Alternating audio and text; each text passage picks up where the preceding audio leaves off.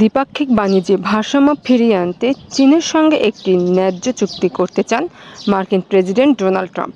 তবে চীন রাজি না হলে দেশটির পণ্যের ওপর 155% রপ্তানি শুল্ক আরোপের হুঁশিয়ারি দিয়েছেন তিনি। ট্রাম্প সোমবার হোয়াইট হাউসে অস্ট্রেলিয়ার প্রধানমন্ত্রী অ্যান্থনি আলবানিজের সঙ্গে বৈঠকের আগে সাংবাদিকদের বলেন, আমরা ন্যায্য বাণিজ্য চাই। যদি চীন চুক্তিতে না আসে তাহলে তাদের পণ্যে 155% শুল্ক আরোপ করা হবে।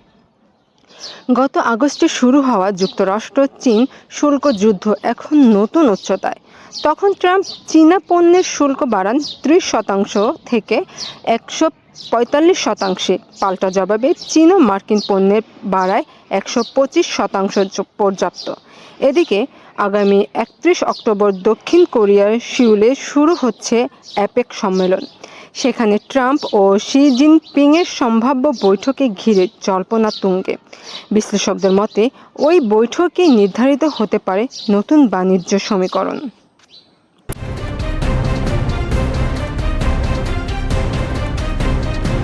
জেড টিভি বাংলা, নতুন ভাবনায় প্রতিদিন।